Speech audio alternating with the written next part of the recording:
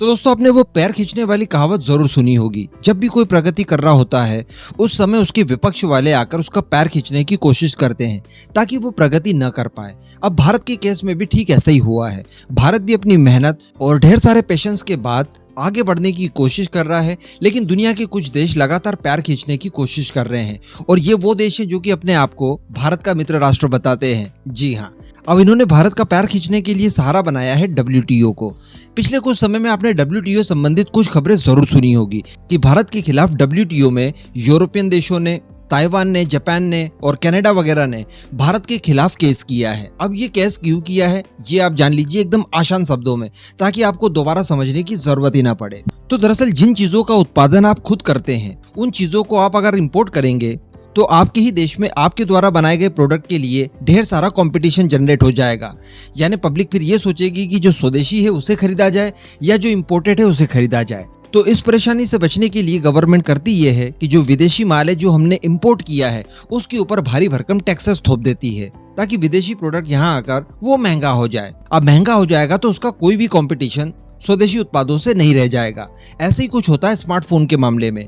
मैं आपको बता दूं कि पिछले कुछ सालों में भारत ने बहुत मेहनत की। पिछले 5-6 सालों की अगर बात की जाए तो स्मार्टफोन के क्षेत्र में भारत ने जी तोड़ मेहनत की। और आज मैं आपको बता दूं कि हम लोग जो स्मार्टफोन इस्तेमाल करते हैं उनमें से लगभग 95% स्मार्टफोन हमारे देश में ही बने होते हैं। यानी उनकी असेंबली से लेकर उनके अंदर इस्तेमाल किए गए इलेक्ट्रॉनिक पार्ट्स वगैरह सारी कुछ चीजें भारत के अंदर बन रही है। अब भारत में बने स्वदेशी स्मार्टफोन के सामने किसी भी विदेशी स्मार्टफोन से कोई कंपटीशन ना हो, इसके लिए किया ये गया है कि विदेश से आने वाले इलेक्ट्रॉनिक कंपोनेंट जो कि मोबाइल फोन में इस्तेमाल किए जाते हैं उनके ऊपर भारत ने टैक्स मढ़ दिया है। और टैक्स कितना मढ़ा है? 20% का। इसे इंपोर्ट टैक्स कहा जाता है। यानी कोई भी देश से आप किसी भी तरह का इलेक्ट्रॉनिक उपकरण मंगवाइए जिससे कि स्मार्टफोन बनता हो, उसके ऊपर 20% का इंपोर्ट टैक्स ठोक दिया है। अब वो चीज़ महंगी हो गई भारत में, तो स्वाभाविक सी बात है कि हमें स्वदेशी की तरफ ही बढ़ना पड़ेगा।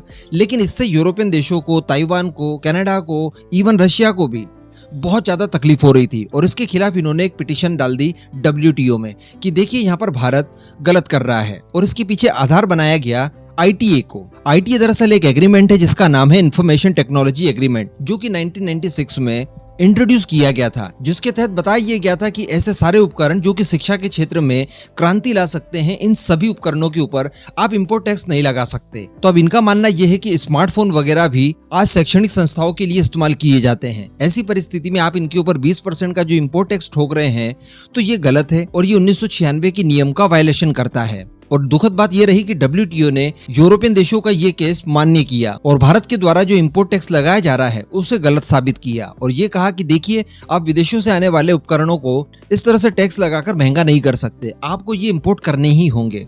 तो इसके खिलाफ भारत ने भी रीअपील की और इसमें आर्ग्यूमेंट ये दिया कि जब इंफॉर्मेशन टेक्नोलॉजी एग्रीमेंट साइन हुआ था 1996 में, उस समय मोबाइल फोन्स तो होते ही नहीं थे, तो इस कानून में स्मार्टफोन आए कहां से? तो स्मार्टफोन के ऊपर अगर हम लोग इंपोर्ट ड्यूटी ठोक रहे हैं तो ये लीगल है, ये किसी भी तरह से एग्रीमेंट का वायलेशन नहीं करता है। और इसके लिए भारत ने जो अपील की है वो की है WTO के एफिलेट ब्रांच में, जो कि फिलहाल कार्यरत नहीं है।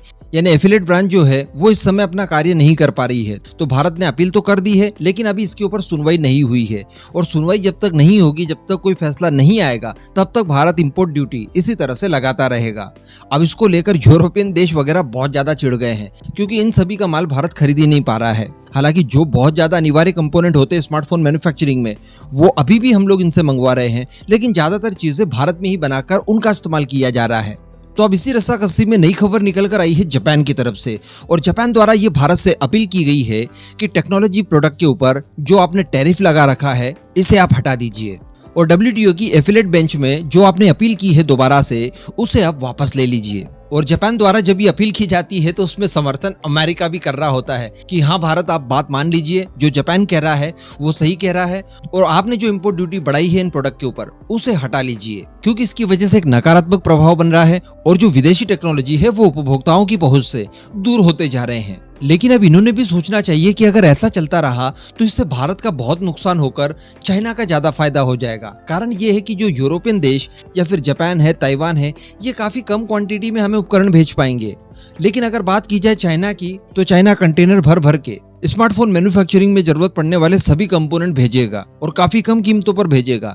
तो भारत के अंदर भी जो कंपनीज स्मार्टफोन वगैरह मैन्युफैक्चर कर रही है वो चाइनीज उपकरणों का इस्तेमाल करेगी। तो इससे फायदा इन्हें तो नहीं होगा बल्कि उल्टा चाइना को हो जाएगा। यही एक कारण है कि इस पैनल जिसने भारत से अपील की है, जिसमें प्रतिनिधित्व जापान ने किया है और भारत से अपील करते हुए कहा है कि इस टैरिफ को आप हटा दीजिए, तो चाइना इस बात का स्वागत भी कर रहा है। और दूसरी बात कि अगर भारत ये टैरिफ हटा देता है तो जो स्मार्टफोन मैन्युफैक्चरिंग के मामले में हम लोग हब बनना चाहते हैं और आज दूसरे नंबर पर हैं और जल्दी ही हम लोग नंबर 1 पर आने की कोशिश कर रहे हैं, इन सारी कोशिशों पर पानी फिर जाएगा और हमारी अपनी जो कोशिशें हैं उसका सारा का सारा फायदा विदेशी कंपनियां उठाने लगेगी।